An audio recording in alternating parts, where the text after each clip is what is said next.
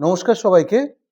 আজ ৫ই জুন বিশ্ব পরিবেশ দিবসে সবাইকে অনেক অনেক সবুজ শুভেচ্ছা জানাই। যদিও সবুজ কথাটা ব্যবহার করলাম গাছপালা বোঝাতে, কিন্তু কেবল গাছপালা মানেই প্রকৃতি নয়, এটা আপনারা আমরা সবাই জানি। গাছপালার পাশাপাশি মাটি রয়েছে, জল রয়েছে, হাওয়া রয়েছে, বিভিন্ন রকম অন্যান্য প্রাকৃতিক উপাদান রয়েছে। সবাইকে নিয়ে কিন্তু পরিবেশ দিবসের সচেতনতা বা সেই সংক্রান্ত কর্মসূচিগুলো পালিত হওয়া উচিত বা হয়েছেও। কিন্তু এটাও ঠিক, যতগুলো কর্মসূচি সারা বিশ্ব জুড়ে আজ পালিত হচ্ছে তার সিংহভাগ জায়গা জুড়ে রয়েছে কিন্তু সবুজায়ন। বিভিন্ন স্বেচ্ছাসেবী সংগঠন, ব্যক্তি মানুষ বা বিভিন্ন যারা পদাধিকারী ব্যক্তি, রাজনৈতিক নেতৃবৃন্দ এবং একই সঙ্গে বিভিন্ন ক্ষেত্রের বিভিন্ন পেশার মানুষজন এই কর্মোদ্যোগে সামিল হয়েছেন। এটা খুব ভালো একটা ব্যাপার। একই সঙ্গে কিন্তু একটা বিষয় মনে হয় ভাবার রয়েছে, যে আজ যতগুলো গাছ আমরা লাগালাম তার মধ্যে কটা গাছ বেঁচে থাকবে এবং বড় হবে।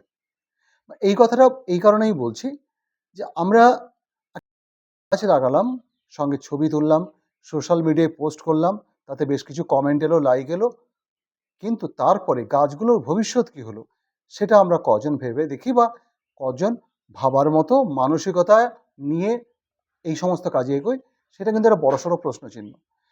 এটা অস্বীকার করার জায়গাই নেই যে যদি ১০০টা গাছ আজকে বা অন্যান্য পরিবেশ দিবসে লাগানো হয়ে থাকে, তার মধ্যে হার্ডলি 5 to 10% কি খুব বেশি হলে টেনে টেনে 15 to 20% গাছ বেঁচে থাকে। এর মূল কারণ হচ্ছে আমরা গাছ লাগাই, কিন্তু গাছ লাগানোর জন্য যে সচেতনতা দরকার সেই ব্যাপারটাতে আমরা বেশিরভাগ জনই উদাসীন থাকি, অথবা খুব খারাপভাবে বললে অজ্ঞ থাকি। বিষয়টাকে দুটো ভাগে ভাগ করে নেওয়া যায়। এক, কোথায় কি গাছ লাগানো উচিত সেই ব্যাপারে আমাদের ধ্যান ধারণা অনেকেরই খুব কম থাকে। তাই ভুল জায়গায় ভুল গাছ লাগানোর ফলে বেশিরভাগ ক্ষেত্রে গাছ বাঁচে না, অথবা অন্যান্য মানুষজন গাছপালাটাকে নষ্ট করে ফেলেন। মানে বিষয়টা হচ্ছে এরকমভাবে, দেখা গেল আপনার বাড়ির সামনে বা অন্য কারোর বাড়ির সামনে যদি আপনি একটা সাপোজ কুলের গাছ লাগিয়ে দিয়ে আসেন, বা বটের গাছ বা চারা বসিয়ে দিয়ে আসেন, তো সেটা নিঃসন্দেহে টিকবে না। তার কারণটা হচ্ছে গিয়ে কি, না কুল গাছ কাঁটা জাতীয় গাছ, বট গাছ অনেকটা জায়গা নিয়ে হয়। তাই বট গাছ লাগালাম এটা শুনতে ভালো, কিন্তু যে জায়গায় লাগালেন সেই জায়গায় বট গাছটা কিন্তু কয়েকদিন পরে দেখবেন কেউ উপড়ে ফেলে দিয়ে গেছে, মানে ওইখানে যাদের বাড়ি রয়েছে তারা উপড়ে ফেলে দিয়ে গেছেন। তো এখানে গাছ লাগানো যাবে না। আবার দেখা গেল খেজুরের বীজ বা অন্যান্য কুল জাতীয় গাছের বীজ, এগুলো যেগুলো আমরা লাগাবো সেগুলো কিন্তু মূলত নদীর পাড় বা খাল পাড় এখানে হলেই ভালো হয়, কারণ এই জায়গাগুলো মূলত মনুষ্য বসতি খুব একটা থাকে না। এইভাবে আমরা কোথায় কি গাছ লাগাবো, নোনা অঞ্চলে দেখা গেল আমরা যদি একদম নোনা মাটিতে বকুল গাছ লাগিয়ে দিয়ে আসি, বা দেখা গেল হয়তো খুব আম্রপালি একটা চারা বসিয়ে দিয়ে এলাম, তাহলে কিন্তু গাছটা লাগানো হলো, কিন্তু আলটিমেটলি তার লাইফ স্প্যান ওই কয়েকদিনের। এছাড়াও আর একটা ব্যাপার থাকে, গাছ লাগানোর সঙ্গে সঙ্গে গাছটাকে রক্ষা করার ব্যাপারে যে প্রোটেকশন বা বেড়া দেওয়ার দরকার থাকে, বেশিরভাগ ক্ষেত্রে আমরা সেটা দায়িত্ব পালন করি না, কারণ বেড়া দেওয়ার ঝক্কিটা অনেক বেশি। তাই বাঁশ আনোরে, দড়ি আনোরে, সঙ্গে শাবল, সঙ্গে লেবার দিতে হয় এই গরমে। ওগুলো কেউই এই সমস্ত ঝক্কি নিতে চান না বা ঝক্কি স্বীকার করেন না। ফলে গাছটা লাগিয়ে একটু জল দিয়েই ছবি তুলে আমাদের ডিউটি শেষ করলাম, এবং তারপরে কিছুক্ষণ পরে গরু ছাগল এসে তাদের ডিউটি করে গেল। দুজনেই দুজনের ডিউটি করলাম, ফলে আলটিমেট নেট রেজাল্ট 0।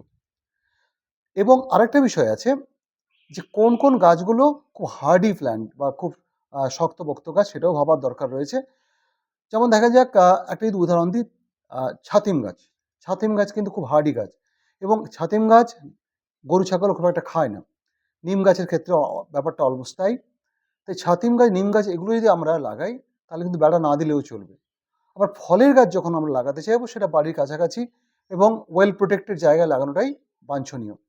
এবং একই সঙ্গে একটা বিষয় ভাবার রয়েছে, যে গাছগুলো যেগুলো আমরা লাগিয়ে দিয়ে এলাম তার ফলো আপ হলো কিনা। বেড়া দিলাম, গাছ লাগালাম, এটাও ঠিক আছে, কিন্তু তারপরে জলটা দিলাম না। বৃষ্টি নামতে এখনো প্রায় 10-12 দিন বাকি। যদি জল না দিই তাহলে কিন্তু গাছগুলো একটাও বাঁচবে না, বা বেশিরভাগটাই মারা যাবে। তাই আপনাদের প্রত্যেককে অনুরোধ, যারা যারা এই সবুজ আহ, কর্মযজ্ঞে বা সবুজায়নের কর্মযজ্ঞে সানন্দে অংশগ্রহণ করেছেন, প্রত্যেকে ধন্যবাদ জ্ঞাপনের পাশাপাশি একটা অনুরোধ করে রাখছি, আপনারা প্লিজ অনেক গাছ লাগাতে হবে এই ভাবনায় না গিয়ে একটা গাছ লাগান, দুটো গাছ লাগান, কিন্তু গাছগুলোকে রক্ষা করুন।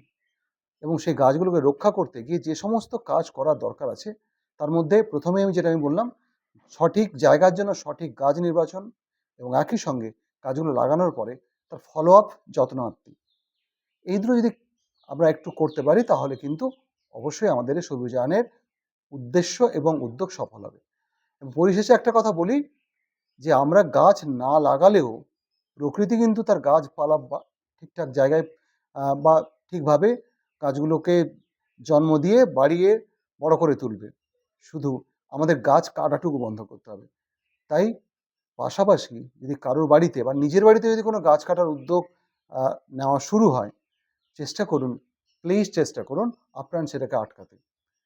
একটা বড় গাছ কেটে ফেললে তার ক্ষতিপূরণ 100টা 1000টা ছোট গাছ দিয়েও হবে না। এই সচেতনতা যদি আমাদের ন্যূনতম একটু হলেও তৈরি হয় তাহলে কিন্তু এই বৃক্ষচ্ছেদন ব্যাপারটা রোধ হবে। তাই প্রত্যেককে পরিবেশ দিবসে আপনাদের কর্ম উদ্যোগের জন্য ধন্যবাদ জানাই, এবং যে কয়েকটা কথা অনুরোধ হিসাবে আমি আপনাদের সামনে উপস্থাপন করলাম, একটু যদি মাথায় রাখেন তাহলে সবার কাছে আমরা কৃতজ্ঞ থাকব। ধন্যবাদ।